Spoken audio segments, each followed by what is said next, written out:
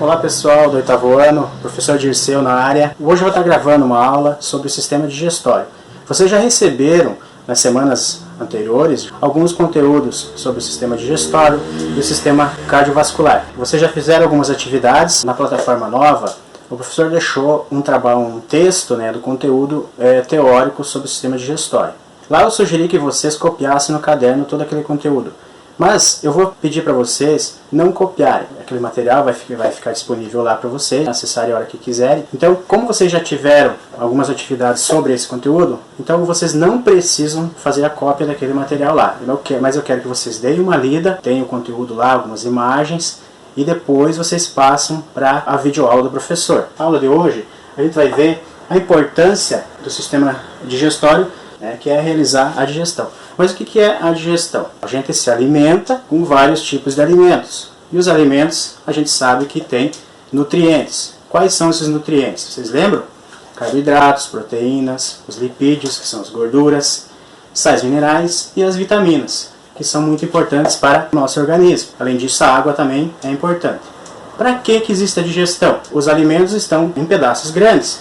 Então a gente precisa diminuir o tamanho desses alimentos. E é através da digestão que isso acontece. A gente come um pedaço de pão, por exemplo, lá um pedação grande e começa na boca a mastigação. Ali já começa o processo de digestão e depois vai para o nosso estômago, intestino e termina a digestão. Então o aparelho digestório vai permitir que se faça a retirada desses nutrientes para que esses nutrientes sigam a corrente sanguínea e cheguem lá na célula para que ela faça seu papel. Então vamos ver aqui órgãos e estruturas que participam da digestão.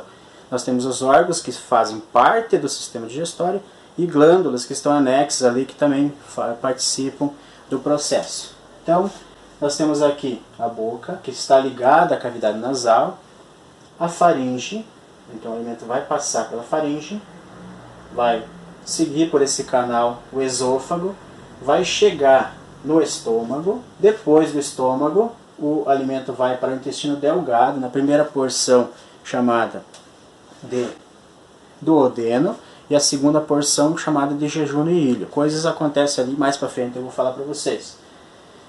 Vai chegar no intestino grosso, no intestino grosso vai acontecer também a absorção de água principalmente, depois eu comento mais. E as fezes produzidas serão armazenadas no reto até ao momento da liberação, no caso da digestão. Continuando aqui, ainda falando sobre a boca, nós temos na boca a digestão química e a digestão física. A digestão química acontece através das enzimas que estão ali presentes na nossa saliva. Enzimas chamadas de enzimas amilases.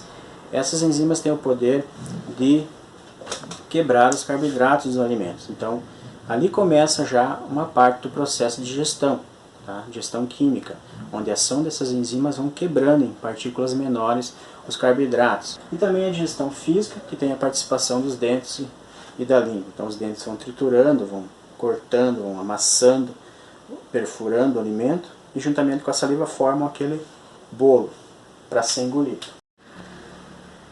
Pessoal, vamos falar de uma coisa bem importante agora, que são as cáries. Ninguém quer ter uma boca desse jeito aqui, né? Então, assim, é importante uma higienização bem feita da boca, né? Higiene bucal diária. Sempre após se alimentar, a gente tem que fazer a higienização da nossa boca. Escovar bem os dentes, se possível passar um fio dental, um enxaguante, manter sempre limpinho. Por quê? Na nossa boca, ela está cheia, repleta de bactérias, tá? Quando a gente se alimenta, essas bactérias, elas se alimentam dos restos de alimento que fica na nossa boca. Ao se alimentarem na nossa boca, essas bactérias liberam compostos ácidos, tá? Que atacam o esmalte do nosso dente, que é a proteção que o dente tem. Então a ação dessas bactérias, desse ácido produzido por essas bactérias, acaba degradando então a proteção, o esmalte do dente ali, e causando a destruição parcial ou total do dente. Pessoal, agora a gente vai falar sobre a faringe. Quando a gente engole o alimento, então, como eu falei para vocês, nós temos aqui uma estrutura membranosa chamada epiglote.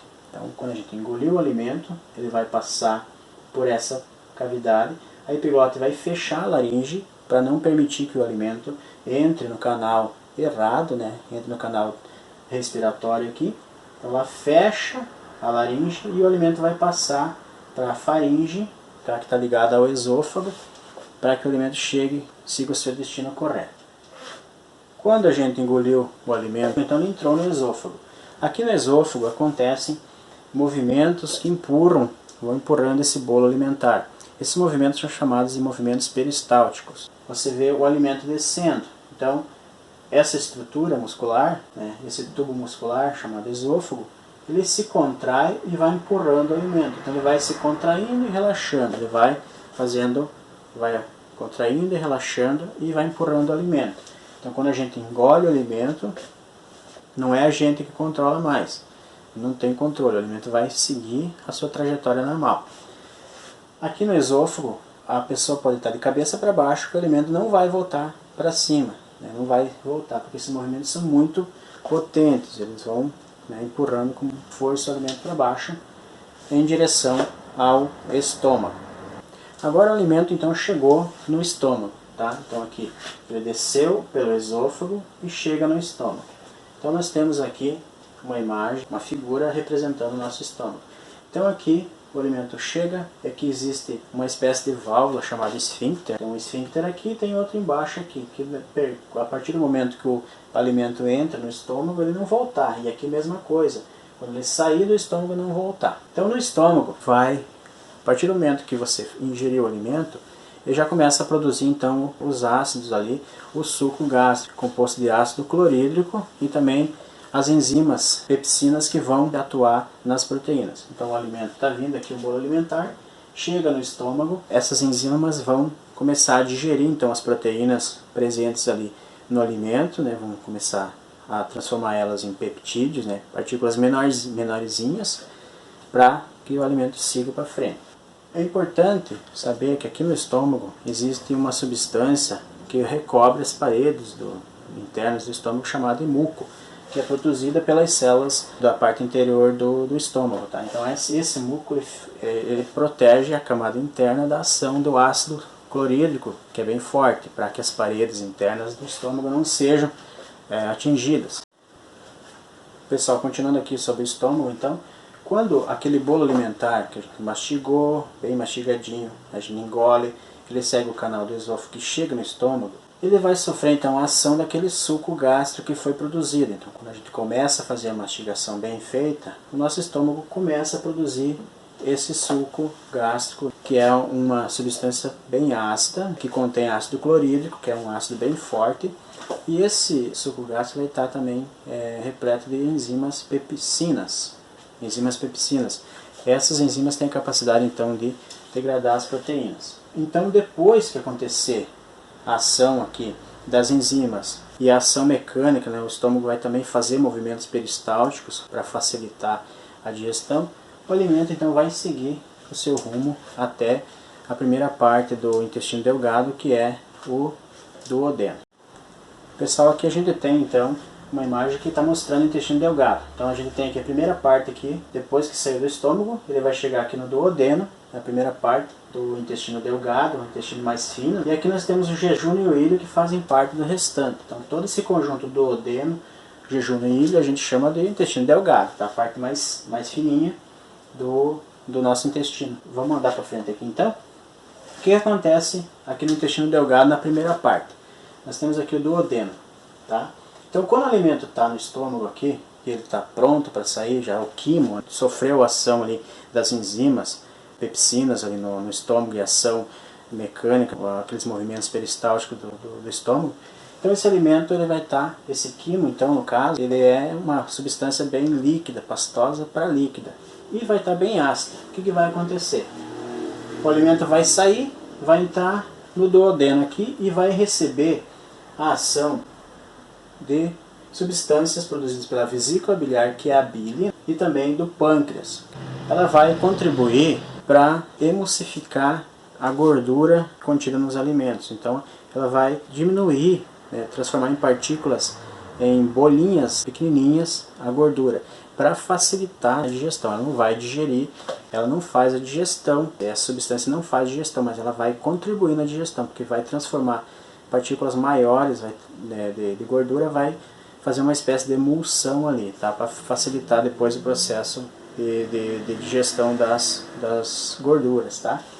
E o pâncreas, a função bem importante, que vai liberar, então, aqui bicarbonato de sódio, tá? Uma substância que vai neutralizar aquela acidez grande que tem o quimo quando ele sai do estômago. Então, a função do pâncreas aqui principal é liberar então essa substância bicarbonato de sódio, vai jogando ali no quimo que vai passando e vai neutralizando aquela acidez. Porque imagine, o estômago ele é protegido contra essa acidez. Dentro do estômago tem aquele muco que protege contra a ação ácida do ácido clorídrico. Aqui para frente, o intestino não tem. Então se esse quimo passasse sem esse tratamento, então ele ia acabar fazendo queimaduras para frente nos órgãos subsequentes. Então a ação do pâncreas, liberando bicarbonato ali, vai permitir com que neutralize essa acidez elevada. Pessoal, então aqui no intestino delgado, na parte maior, né, no jejuno, né, no ilho, né, a parte maior do intestino delgado, é que vai acontecer o quê? Lá no duodeno aconteceu a digestão, então a quebra ali dos nutrientes em partículas menores, moléculas pequenininhas, tá? E aqui vai acontecer então a absorção desses nutrientes. Então é aqui no intestino delgado, na parte maior dele, que acontece a absorção dos nutrientes. Então ali os açúcares, né, as proteínas, as gorduras, as vitaminas, né, vão ser absorvidos nesta parte aqui, tá? Detalhe. A parede interna do intestino delgado, então, ela é cheia de dobras, né? Então, cheia de dobrinhas, né? Bastante dobras. Essas dobras a gente chama elas de vilosidades, tá? Essas dobras maiores. E também, cada dobra dessas aqui, elas têm nelas microvilosidades, né? Então, tem as dobras maiores, né, que fazem parte da parede do intestino delgado. E cada dobra dessas, ela tem ainda dobrinhas menorzinhas assim, que são chamadas de microvilosidades, tá? Para que serve isso, tá?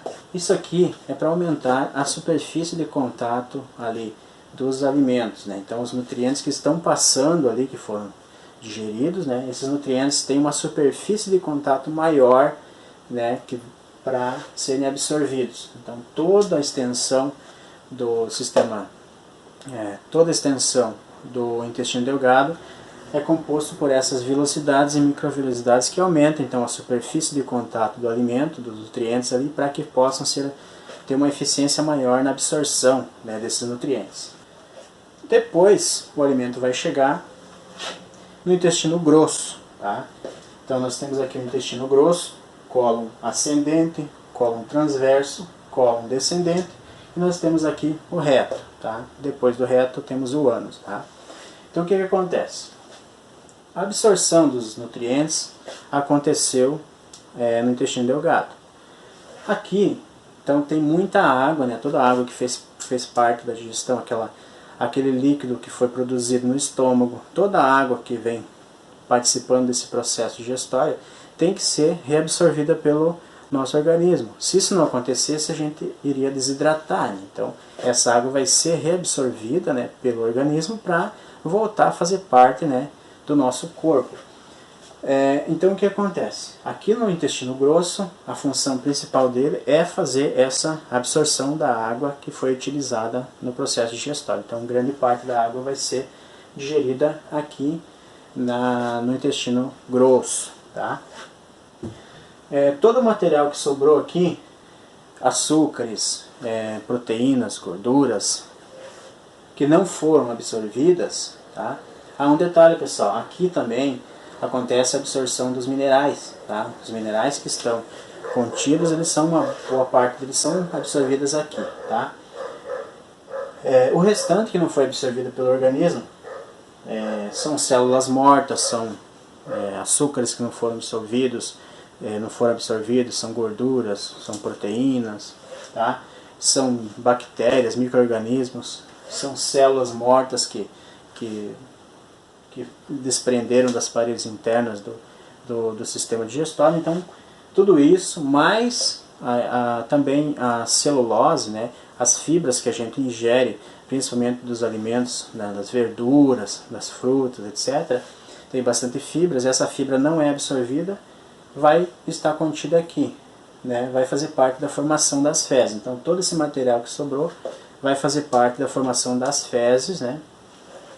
Essas fezes vão ser, então, aos poucos vão ser, os movimentos peristálticos continuam, né, vão empurrando o alimento para frente, e ele vai ser armazenado, então as fezes já em forma de fezes aqui, toda aquela grande quantidade daquela água já foi reabsorvida pelo organismo, então vai armazenando aqui no reto, e até o momento em que a gente vai sentir a necessidade de evacuar. Nesse momento a gente até tem um certo controle novamente do processo digestório. Tá? E eu posso querer escolher o momento que eu quero ir no banheiro, por exemplo. Claro que isso tem um limite de tempo, mas aí a gente já tem um certo controle, beleza?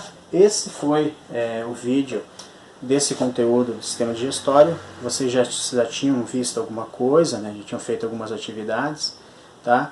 Hoje só foi um reforço, espero que vocês tenham gostado, quero que vocês façam, então lá, leiam aquele texto que eu deixei para vocês lá no AVA, e assistam o vídeo quantas vezes quiserem, e passem para os colegas de vocês também para compartilhar, façam comentários aqui embaixo no YouTube também, e lá no fórum do AVA, vocês podem deixar as dúvidas de vocês lá, que o professor vai respondendo durante a semana, beleza?